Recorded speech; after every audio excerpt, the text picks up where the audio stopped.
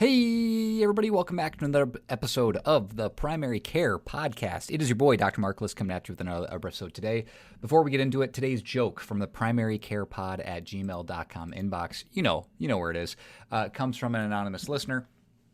Hey, Dr. List, what kind of doctor is Dr. Pepper? Answer, a physician. A physician. All right, let's start the podcast. The Primary Care Podcast is written and edited by a family physician for an audience of other physicians, nurse practitioners, physician assistants, residents, and medical students interested in primary care topics. This is not a podcast for patients and should not be used as medical advice. This is also a personal podcast produced on my own time and solely reflecting my personal opinions. Statements of this podcast do not reflect the views or policies of my employer, past or present, or any other organization with which I may be affiliated. Thank you for listening to the Primary Care Podcast. I'm Dr. Mark List, here to bring you the latest news, guidelines, and updates from primary care sources around the globe. Keeping it under 15 minutes long because you're in a hurry and I'm not that smart. All right, well, welcome back to the podcast, Pod Girls, Pod People. It's your pod doc, Dr. Mark List, coming at you today with another episode of the Primary Care Podcast. Today's article we're going to get into literally just came across my desk. And by come across my desk, I mean I found it on the internet, and it is from the Journal of American College of Cardiology. Yes, the JACC. You know it, you love it. Actually, you probably don't know it or love it, but this article is actually really interesting, and that is, the article title is, it's here from November 2022, very most recent article, Race-Dependent Association of HDL Cholesterol Levels with Incident Coronary Artery Disease.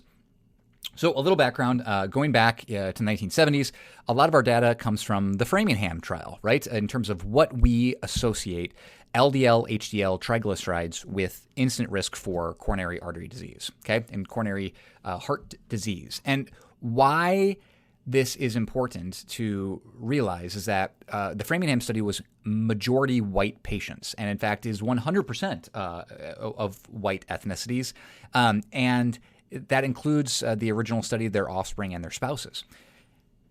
And a lot of our pooled cohort equations, the MESA data that you can use, a pooled cohort is what the ACAHA used for their cholesterol calculator we all know and love. The MESA is basically the same cohort or roughly some of the same demographics, but you can use that formula when you use or if you have a known coronary artery calcium score. And these are all obviously to make judgments about what is a patient's risk for coronary artery disease and their risk for a major adverse cardiac event. And what this study is trying to look at is the fact that historically our research into coronary artery disease and LDL and HDL has been really well documented in white patients, but not as well in black patients. And again, we have very, very few randomized clinical control trials going, 10 or 15 years, but we have a lot more observational data. And this is an observational study, okay? This is looking at the regards cohort, which was the regards study was the reasons for geographic and racial differences in stroke. And back in the early 2000s, this study recruited 30,000 black and white individuals over the age of 45 in the United States. And basically, they looked at this data and wanted to see, why do our current risk equations for coronary artery disease underperform in black adults? Why? What are we missing?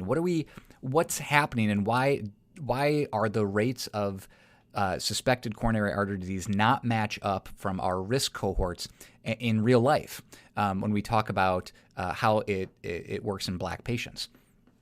And I'm going to give you the headlines of the study, and then we're going to dig into details, because this is a really complicated study.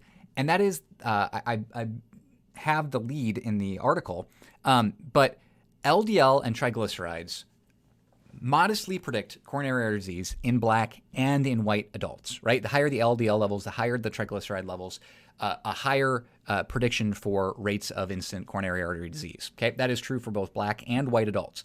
But again, remember, in the coronary artery calcium, our AHC, AHA cholesterol calculator, we look at total cholesterol and HDL levels, correct? And that kind of uses those two pieces of data, of cholesterol data, to in the equation for our risk for future cardiac events. If we're low risk, if we're medium, if we're moderate risk, if we're high risk. And this study all then looked at what do HDL levels do for prediction. And low HDL levels, right, so low amount of good cholesterol, was associated with increased risk for coronary heart disease in white patients, but not in black patients at all. High HDL-C in this HDL in this study was actually not protective in either group, right? And historically, we've always said, okay, observational data has said that if you have high HDL cholesterol, you have a lower risk for heart disease. That has been observational data going back many, many years. But they did not see that in this cohort. And I'm going to get into that because it's more nuanced than kind of the big picture conclusion, okay? So why is this important? Again, 1970s, the Framingham Heart Study discovered a well-established inverse relationship between HDL levels and coronary artery disease risk, right? So if you have the higher the HDL levels you had in the Framingham Heart Study, the lower your coronary heart disease risk, right? In the lower your HDL levels, the higher your risk was, okay? And this has been confirmed in multiple other cohorts, okay? And mostly white European cohorts, but in racially diverse cohorts, this was not seen.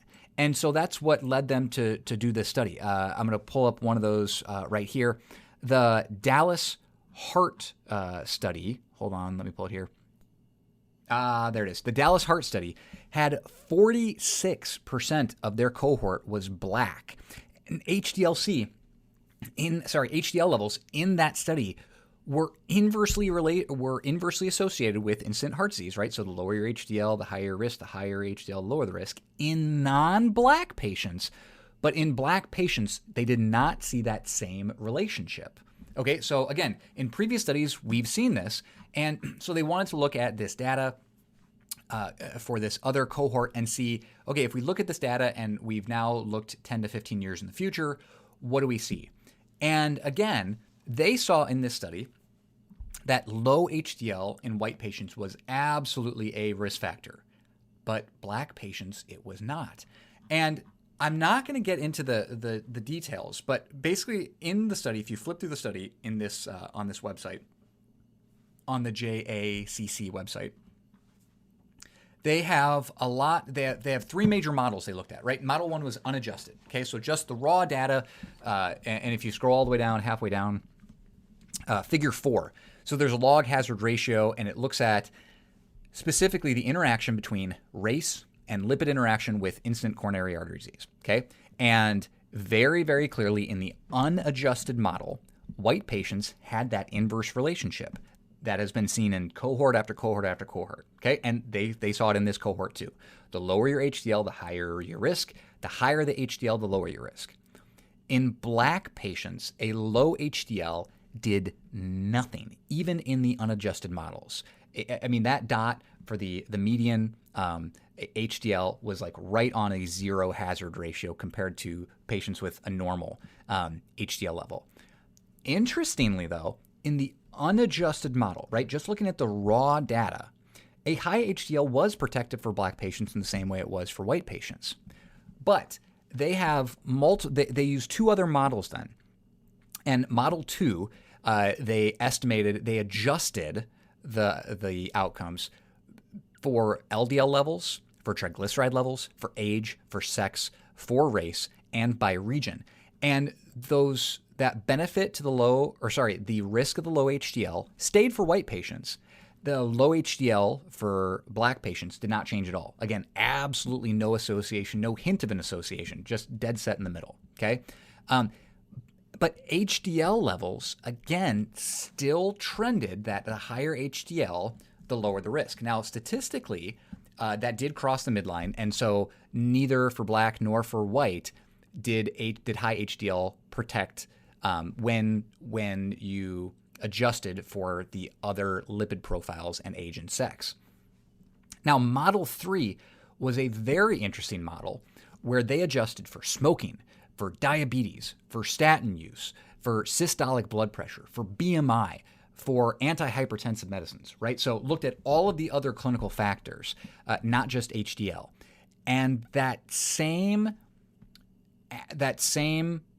risk or that same benefit to high HDL disappeared in white patients. White patients, high HDL level, once you adjusted for all of the other clinical factors, did not protect against heart disease, right? And so, again, what do we make of this? It's not like high HDL does nothing. And that's one of the takeaways of this study was they basically said, well, high HDL is not cardioprotective. Well, high HDL completely all by itself appears to not be as strong of a predictor or protector as we historically thought.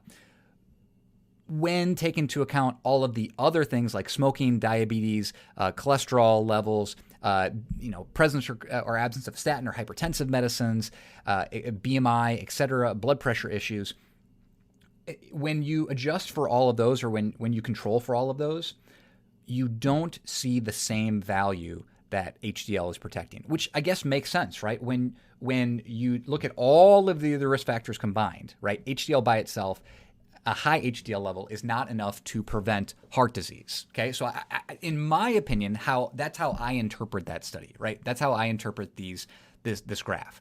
That low HDL, no, even when they controlled for all of these things, low HDL was still really bad, right? But high HDL, the value and that protective value, once you start, controlling for all of the other risk factors for heart disease, wasn't as strong of a protector. In fact, it wasn't statistically a protector at all.